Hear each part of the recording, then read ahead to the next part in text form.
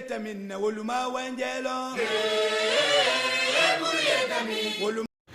guys, my name is Clarissa Andre. Today we will have a wonderful guest. Dr. Juan Escarraga is a lawyer. He lives in Nairobi, Kenya, and I represent of the African human rights and the people right about everything related to the African Court on the human and people rights. We will also have very human rights, a friendly person. His name is Luis Andrade, and I dean of the Sur University School of Law, and has done a lot of race based on the African Charter on the human and people rights. To complete the ideas of the same incredible people, we will join by teacher Carl Monera, also lawyer from Cooperative University of Colombia. Les comentaba que el día de hoy tendremos dos grandes invitados, al igual que nuestro querido amigo y profesor, el abogado Carl Monera. Bienvenidos una vez más a News Deep. También estará el estudiante Esteban Oñate, como lo mencioné anteriormente. No hay de qué preocuparse, la entrevista se hará en español, ya que nuestros invitados dominan el idioma. Solo quise hacer una breve presentación para sentirnos un poco más en confianza con nuestros invitados. Les cuento que el día de hoy, el tema de hoy pues es la Corte Africana de los Derechos Humanos y de los Pueblos, en la cual nos basaremos en la Carta de los Derechos Humanos y de los Pueblos, también conocida, chicos, como la Carta de Banjul.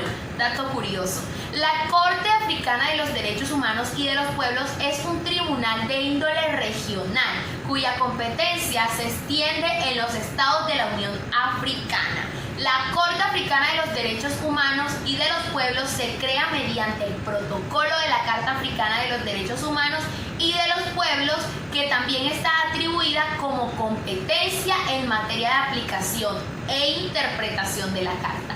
La Corte está situada en Arusha, es una ciudad del norte de Tanzania. Un dato curioso que les quiero comentar es que esta sede fue elegida en 1996 también para el Tribunal Penal Internacional de Ruanda, órgano que actualmente se encuentra en funcionamiento. Les sigo comentando sobre la Corte Africana de los Derechos Humanos y de los Pueblos, la cual fue creada mediante el protocolo de la Carta Africana de esta, y pues su establecimiento fue un protocolo adoptado en 1998 y en vigor desde el 25 de enero del 2004. Sus primeros 11 jueces fueron elegidos en enero del 2006, y aunque la Corte ya se encuentra en funcionamiento, su establecimiento total ha demorado por casi 3 años, chicos, sí, casi 3 años ha demorado. ¿Por qué? Pues por problemas financieros de la Unión Africana. Sin embargo, la Corte inicialmente celebró sus primeras 6 sesiones en la sede de la Comisión Africana en la Unión Africana. Chicos, les quiero comentar algo. El 22 de enero del 2006 fue la 8ª sesión ordinaria del Consejo Ejecutivo de la Unión Africana, que se eligieron los 11 miembros de la Corte y se reunieron por primera vez el 2 y el 5 de julio del 2006. Pero me preguntarán, Clary, ¿cómo se compone la Corte? Pues les cuento que actualmente son los 11 jueces, como les mencioné anteriormente. Está un presidente de Tanzania, Agustino Ramandich, y Eliezer Thompson, cuyo es el vicepresidente y es de Nigeria. Este tribunal, que integra los 11 jueces propuestos y elegidos por los Estados miembros de la Unión Africana, actualmente sus jueces son de nacionalidades: Burundi, Mali, Guacha, Libia, Senegal, Uganda, Soto, Ruanda, Sudáfrica, Argelia, Burkina Faso. Estos tienen un mandato de 6 años, pudiendo ser elegidos, chicos, por una sola vez. La Corte puede ser decretada mediante provisionales y sus fallos son definitivos, aunque existe la posibilidad de una reinvención y se dan, pues depende de las circunstancias necesarias que se necesiten para ello. Sus decisiones son obligatorias y los estados aparte están comprometidos a ejecutar la sentencia que emite en cuanto a su mandato. Dentro de sus objetivos se propone coordinar y llevar a cabo la integración de la región política, cooperativa, económica y tecnológica, además de la política de defensa, entre otras.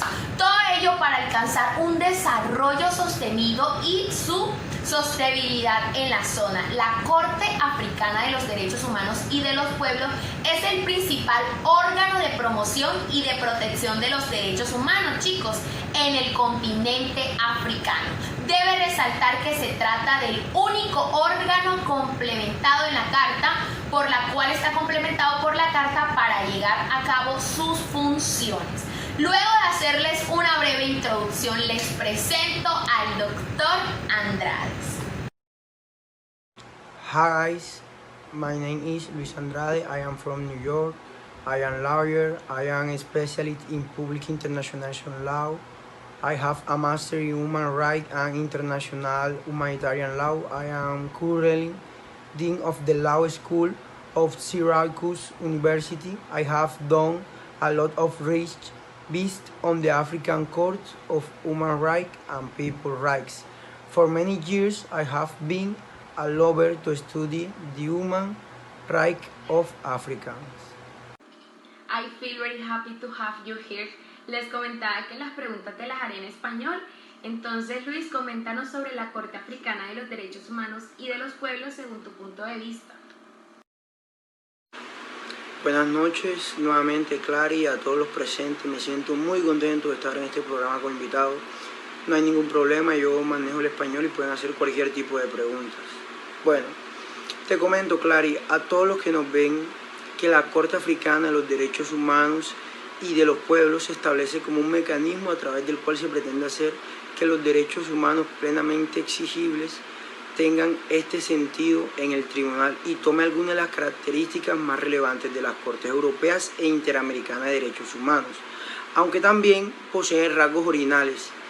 Sin embargo, existe un gran escepticismo sobre su futuro éxito. Por ejemplo, no es muy conveniente la afirmación de que los estados africanos cumplirán su sentencia más que las decisiones de la Comisión por el solo hecho de tratarse de una instancia judicial. Incluso hay quienes consideran que el protocolo no refleja compromisos honestos y que los estados africanos solamente están buscando ellos mismos el escrutinio público.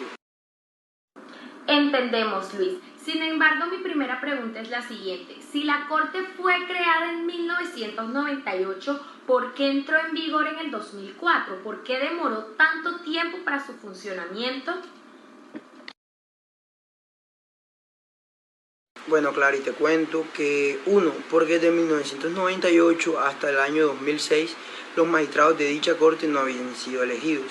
Segundo, luego del 2006 hasta el 2008 pasaron 2 años donde la corte no quiso pelear una sede permanente que se encontraba en Tanzania. Y 3, desde 1998 hasta el 2008 la corte no había tenido su primer caso. Fue en el año 2009 que tuvo su primer caso. La siguiente pregunta sería, ¿qué clase de funciones puede decretar la Corte Africana? Claro, y la Corte puede decretar medidas provisionales y fallos los cuales son definitivos, aunque exista la posibilidad de revisión si se dan las circunstancias necesarias para ello. Sus decisiones son obligatorias y los estados parten que están comprometidas por ejecutar las sentencias que emitan en cuanto a su mandato. La Corte Africana tiene 2 funciones, una contenciosa y una consultiva. Luis, ¿cuál es el trabajo de la Corte Africana ante los demás órganos? En realidad se desconoce en gran medida el trabajo que se encuentra realizando la Corte hasta el momento. Este tribunal solamente ha emitido informe anual de actividades en el cual se limita a describir actividades mayormente de tipo administrativos, entre otros. Destacan sus evaluaciones y recomendaciones para realizar efectivamente su mandato. La Corte hace referencia a la excesiva dependencia de la Comisión de la Unión Africana para la toma de algunas decisiones.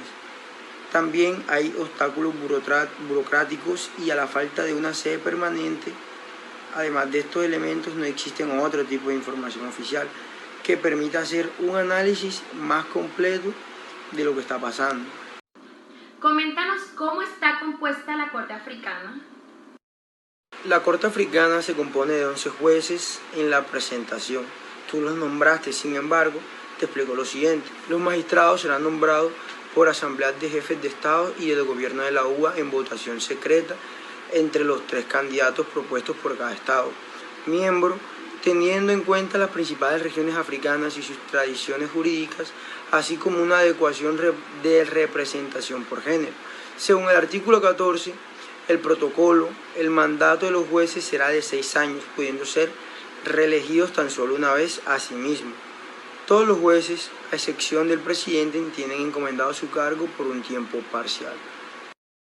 ¿Qué clase de casos tiene permitido la Corte revisar o solucionar en su jurisdicción o funciones determinadas?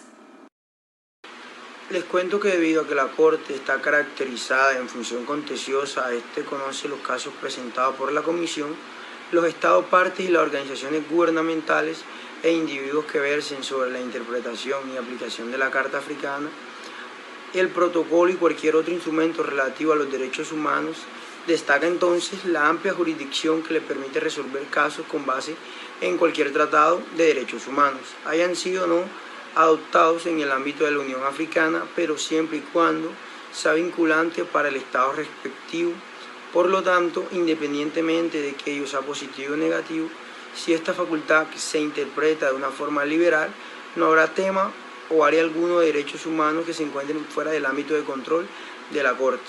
Lo anterior se considera absolutamente a este tribunal al establecerlo, pues es el mismo protocolo que permite determinar el ámbito de su propia jurisdicción. ¿Existen requisitos para permitir la admisibilidad de las comunicaciones interpuestas que deben ser presentadas ante la Corte Africana? Pregunta, Clary. Claro, las comunicaciones deben cumplir con ciertos requisitos de admisibilidad. El protocolo no hace mención precisas a ellos, sino que simplemente se remite a la Carta Africana, específicamente a las condiciones ya señaladas para la admisión de las comunicaciones ante la Comisión. En este sentido, corresponde a la Corte elaborar reglas más específicas para el trámite de las comunicaciones a través de la adopción de su reglamento. No obstante, el protocolo señala algunas disposiciones generales aplicables al respecto. Luis, para ir finalizando, ¿qué funciones son principales para la Corte en respecto a la amplitud internacional que tiene con otros órganos? La Corte Africana se limita a determinar si un Estado ha violado o no los derechos garantizados por la Carta Africana y si por lo tanto, como ha incurrido en responsabilidad internacional, debe efectuar las reparaciones que correspondan. Aunque el Consejo Ejecutivo de la Unión Africana es el órgano encargado de supervisar el cumplimiento de sus sentencias, a diferencia del Comité de Ministros del Consejo de Europa, aquel no tiene facultades para imponer sanciones a los Estados. Esta facultad corresponde a la Asamblea General de la Unión Africana, aunque su acta constituida solo prevé esta posibilidad para situaciones donde se haya cometido genocidios, crímenes de guerra y lesa humanidad. Luis, ya por último, ¿qué establecen las opiniones consultivas de la Corte Africana? La Corte establece que puede emitir opiniones a solicitud de cualquiera de los órganos de la Unión Africana, sus estados, miembros y organizaciones legalmente reconocidas por esta, sobre cualquier disposición de la Carta Africana o cualquier otro instrumento de derechos humanos, siempre y cuando no verse sobre algunos que se encuentren en el trámite ante la Comisión. El objeto principal de la Corte es complementar y reforzar la misión de la Comisión Africana. La Corte debe consultar a la Comisión y tomar en cuenta su complementariedad con esta. En cambio, a la Carta Africana, cuando se redactó, se estableció la creación solamente de la Comisión y no de la Corte, tratándose de las comunicaciones individuales e interestatales. Son los informes que eventualmente prepara la Comisión y en los cuales emite sus observaciones y recomendaciones para posteriormente presentarlos a la Asamblea. I thank you very, very much. De verdad fue un gusto tenerlo el día de hoy y compartiendo su conocimiento con nosotros. Es algo súper increíble. Good night. Muchas gracias, Clary, por la invitación. Para mí es un gusto hablarle sobre el tema, aclararle las dudas. Pues claro, desde mi experiencia y años de estudios, un abrazo para ti y para los presentes. Que pasen excelente noche. Bueno chicos, continuamos con la intervención del estudiante Esteban Oñate, quien nos hablará un poco más a fondo de la Carta Africana de los Derechos Humanos. Adelante Esteban, muy buenas noches. Muy buenas noches para ti, Clara, y por supuesto que todos los presentes también. De verdad es muy enriquecedor para nosotros quienes a diario estudiamos o aprendemos cosas nuevas del derecho internacional. Este tema de la Carta Africana de los Derechos Humanos y del Pueblo me parece muy interesante. Actualmente estoy estudiando Derecho en la Universidad Cooperativa de Colombia, me encuentro en octavo semestre y me alegra mucho la invitación. Desde mi proceso de investigación y de clases magistrales a lo largo de la carrera les cuento inicialmente a la Carta Africana de los Derechos Humanos y de los Pueblos, también conocida como la Carta Banjul, que es una organización para la unidad africana, la cual fue convocada por un convenio interpuesto por los estados africanos, miembros de la unidad africana, con el fin de prever los derechos de todo el pueblo africano y asimismo demostrar la creación del organismo especial cuya función es promover y proteger los derechos humanos y de los pueblos. De esta forma, la Carta Africana estipula la libertad, la igualdad, la justicia y la dignidad.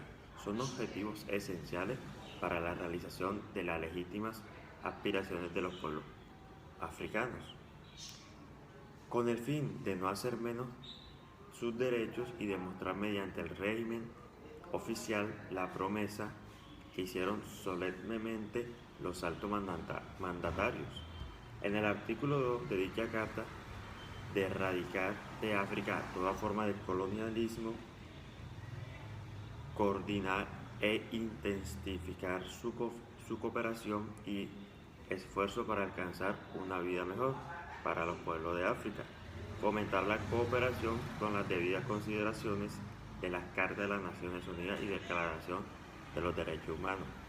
Muy bien, la Carta Banjul está basada en los principios de la tercera generación.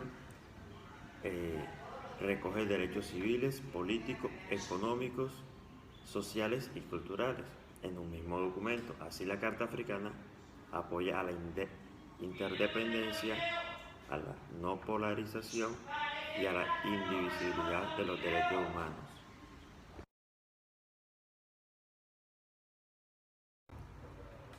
La Carta reconoce también la universalidad de los derechos humanos, al mismo tiempo intenta reafirmar y preservar aquellos baluartes culturales y africanos que parecen estar en riesgo frente a la colonización occidental.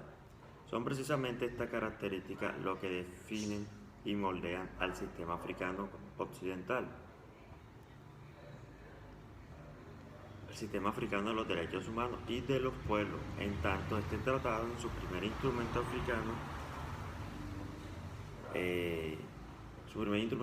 los derechos humanos, resulta del largo proceso de adopción de conceptos mismos del derecho humano. En el Estado africano hicieron suyo para alcanzar su independencia, principalmente durante los años 70.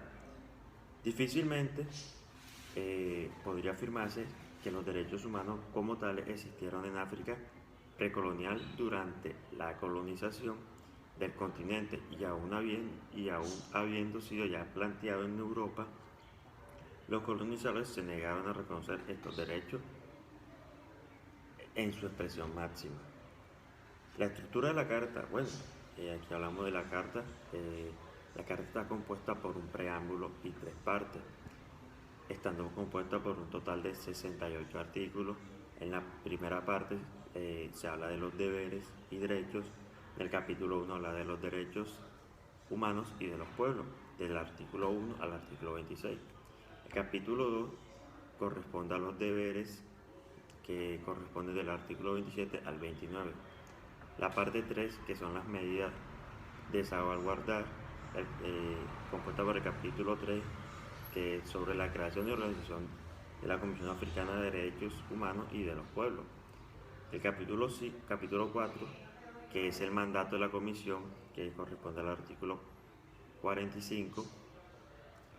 El capítulo 5, que son los procedimientos de la comisión comunicados en los estados y otros comunicados que hacen parte del artículo 45 al 59. Y el capítulo 6, que son los principios aplicables, que hace parte del capítulo 60 a 63. Con eso acaba. Con esto culmina la segunda parte y la tercera parte, que son las disposiciones generales, que corresponde al del artículo 64 al artículo 68. Ya para finalizar, les comento que la Carta crea un sistema de derechos humanos para África similar al establecido en Europa y América.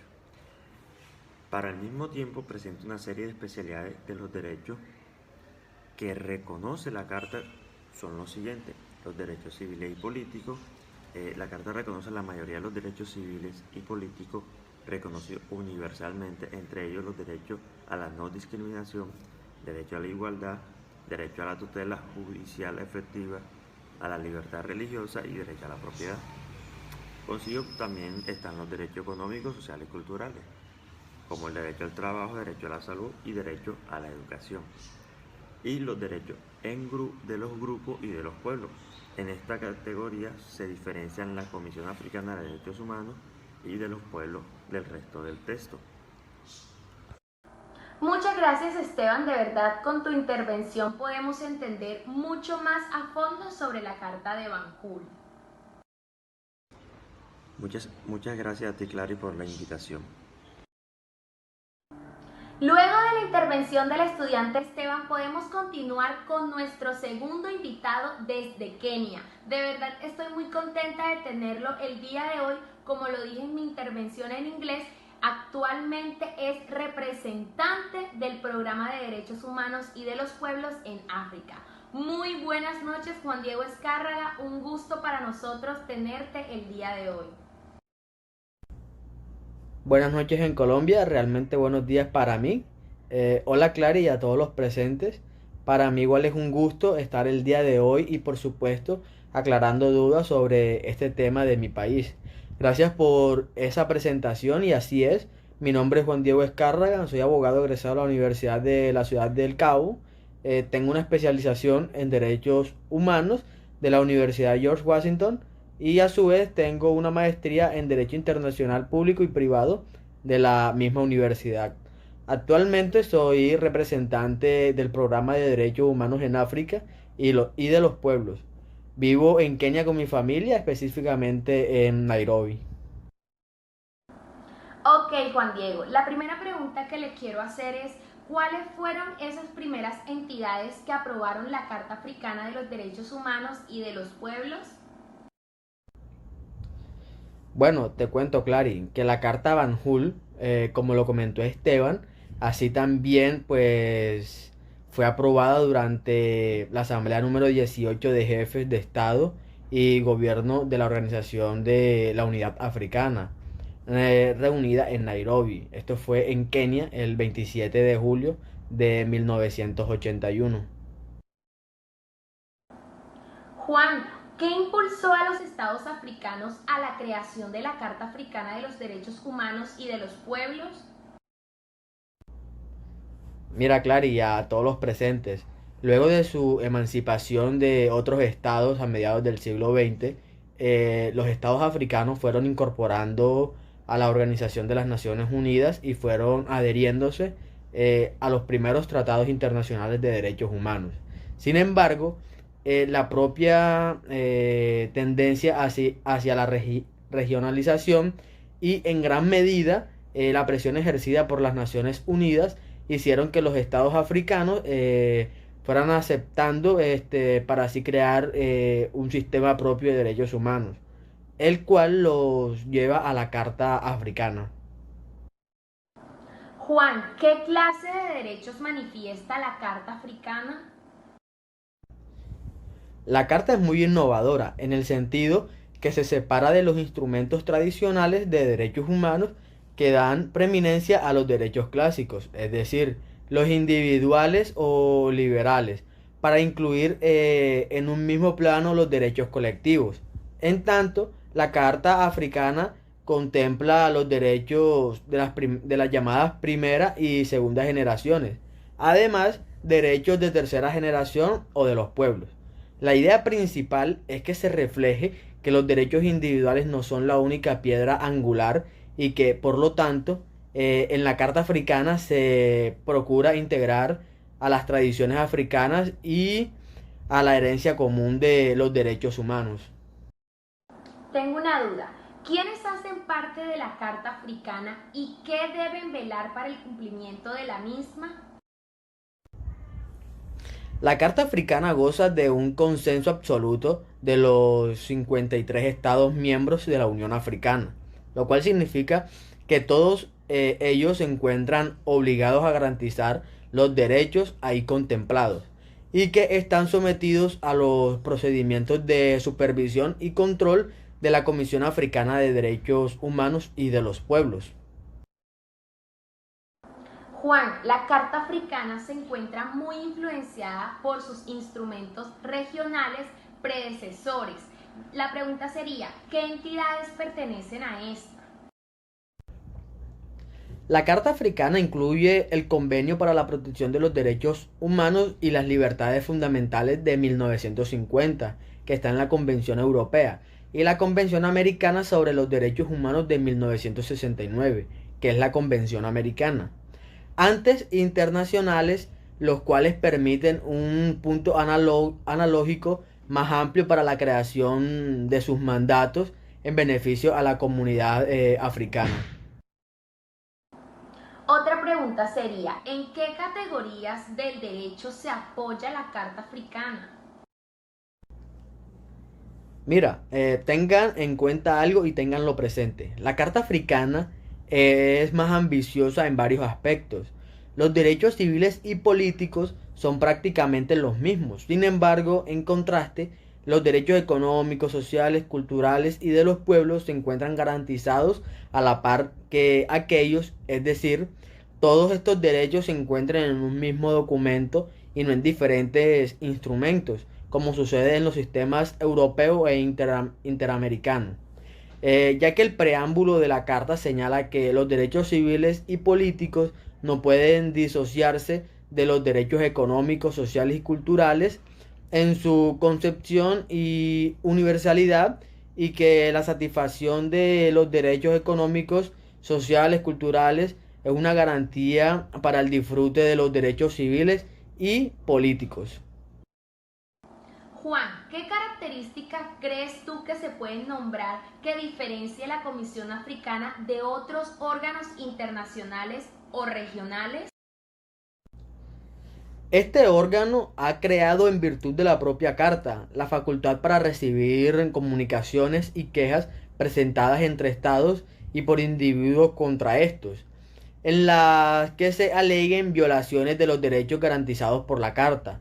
Si así lo estima necesario, al final del procedimiento respectivo, la Comisión puede elaborar las recomendaciones pertinentes y señalar al Estado de que se trate las reparaciones respectivas para remediar las violaciones, las cuales se hacen del conocimiento de la Asamblea General de Jefes de Estado y de Gobierno de la Unión Africana, Asamblea General o Asamblea, a través de su informe anual. Sin embargo, tanto el mecanismo de comunicaciones individuales, el de las interestatales, pueden ser iniciados cualquiera que sea el derecho que se alegue, es decir, individual o colectivo, de primera, segunda o tercera generaciones.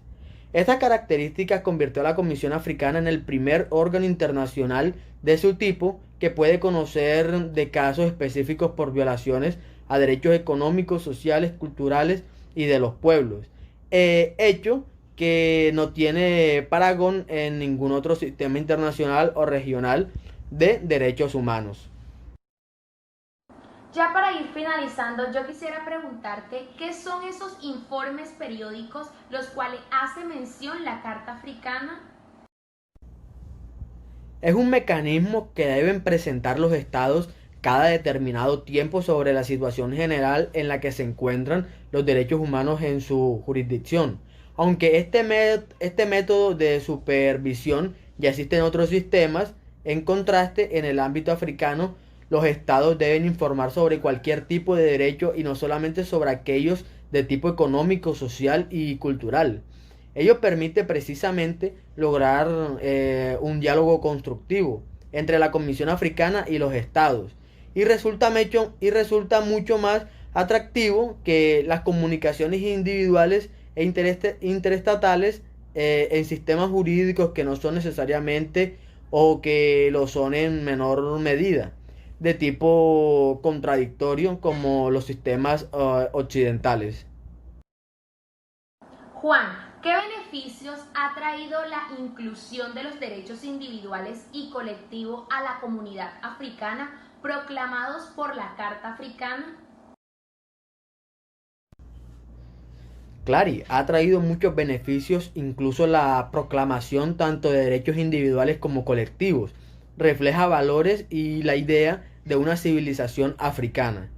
Es uno de los argumentos a favor de los derechos de los pueblos que estos contemplan a los derechos individuales más que excluirlos o limitar su ejercicio, pues las condiciones actuales de este continente, el total disfrute de los derechos humanos individuales está inseparablemente condicionado por el respeto y reconocimiento de los derechos de los pueblos a los que pertenecen.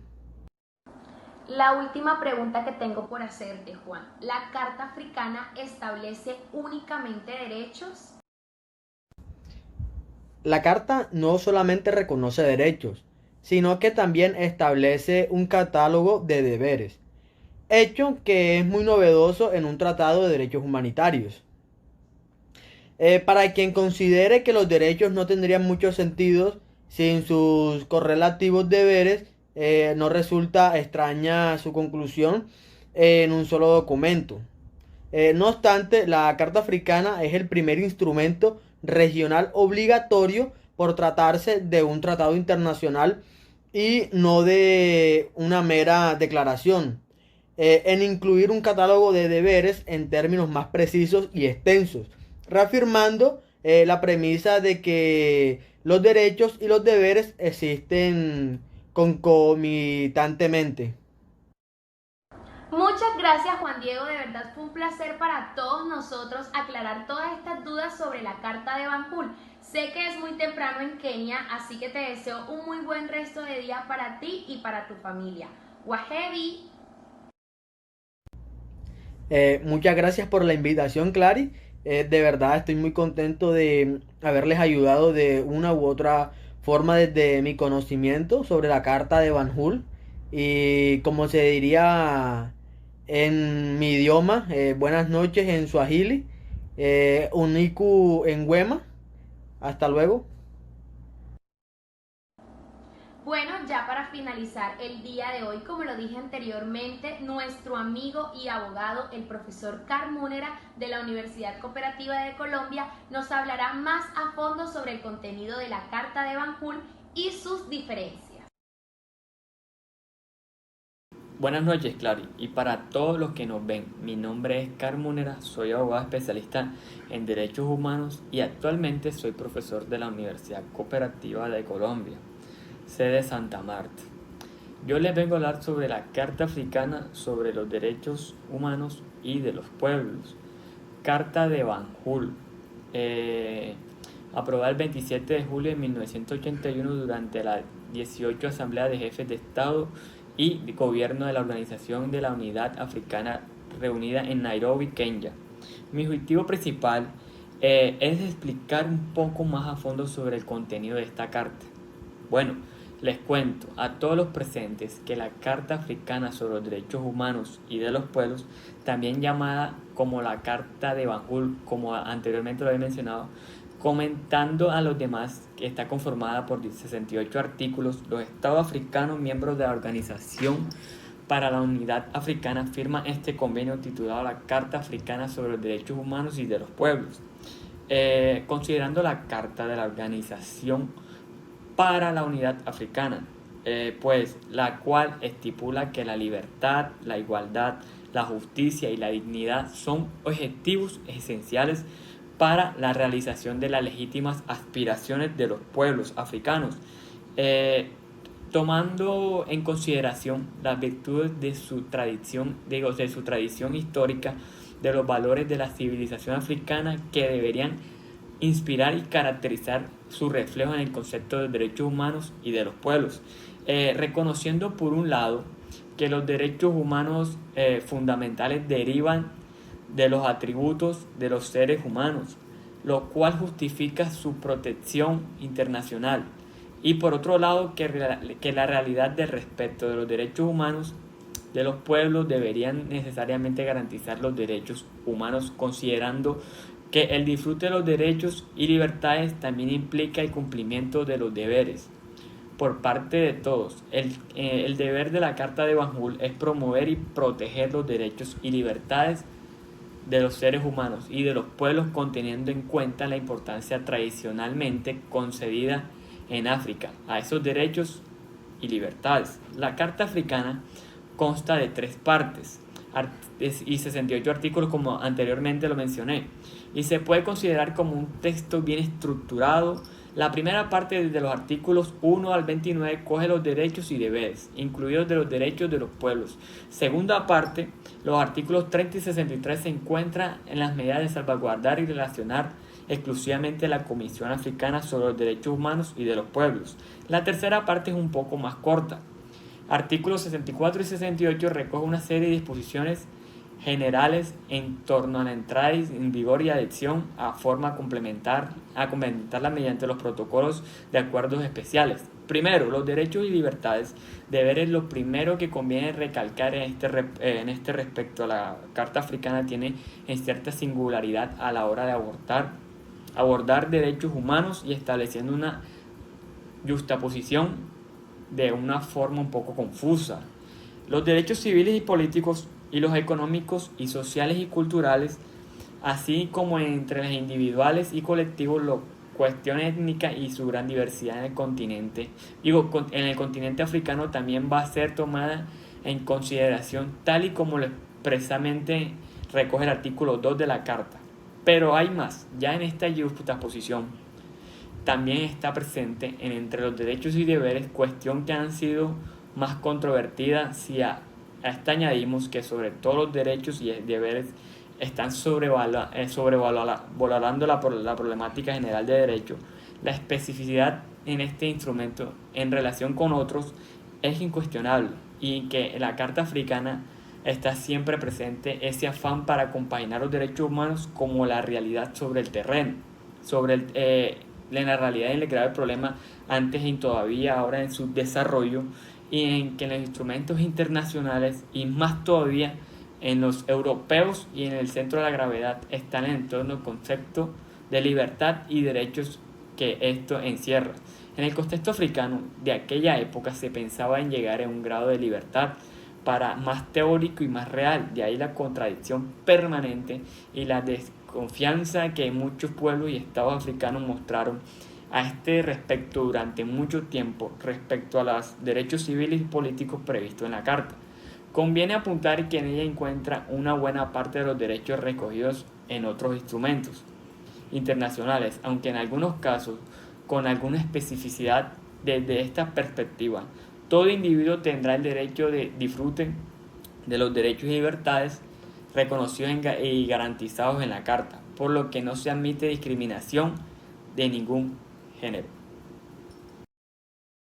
Posteriormente, la Carta se centra se va a centrar en los artículos 8 y 14 en recoger una serie de derechos y libertades básicas en cualquier sociedad democrática, tal en el caso de la libertad y conciencia y religión, derecho a recibir una información y libertad de expresión, derecho de asociación, libertad de reunión y libertad de tránsito y de residencia dentro de un estado y a salir de cualquier país, derecho de buscar y obtener asilo en otros países, derecho a participar libremente en el gobierno de su país, así como el derecho a la propiedad. La Carta Africana ha marcado una impronta en el ámbito internacional de los derechos humanos. Ha sido por los denominados derechos colectivos, y es decir, los derechos de los pueblos, expresión que recoge incluso su título. Como se sabe, estos derechos colectivos han suscitado vivos debates tanto en la hora de precisar jurídicamente sus titulares como en su contenido en la Carta Africana.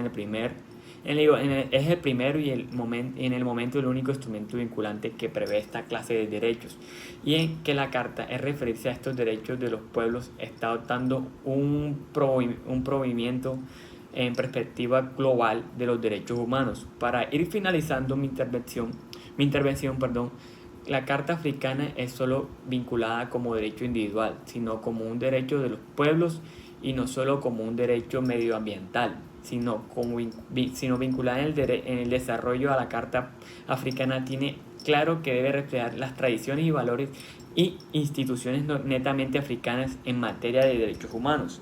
No basta con adoptar instrumentos jurídicos internacionales en donde se recoge el hecho de los derechos y eventualmente deberes que deben ser protegidos, sino es esencial y se creen mecanismos adecuados para la protección, incluido jurisdiccional, con el fin de que esos derechos puedan estar garantizados. Respecto al ámbito material de derechos humanos en que se basara la Comisión para llevar a cabo sus funciones, que hay que recalcar que según el artículo 60 y 61 no inspira en la Carta Africana, sino en el derecho internacional relativo a los derechos humanos y de los pueblos, especialmente en las disposiciones de los diversos instrumentos africanos referentes a estos derechos. Para mí siempre va a ser un gusto tenerlo en nuestro programa, señor Carr. De verdad, muchas gracias por su intervención. Una feliz noche para usted. Muchas gracias, por supuesto, a ti por la invitación. Un fuerte abrazo. Chicos y chicas, muchas gracias por todo. Me despido con un abrazo desde la distancia y espero encontrarnos nuevamente en otra sección. Finalizo con una frase de la Carta Africana de los Derechos Humanos y de los Pueblos. Nada justificará la dominación de un pueblo por otro. Chao.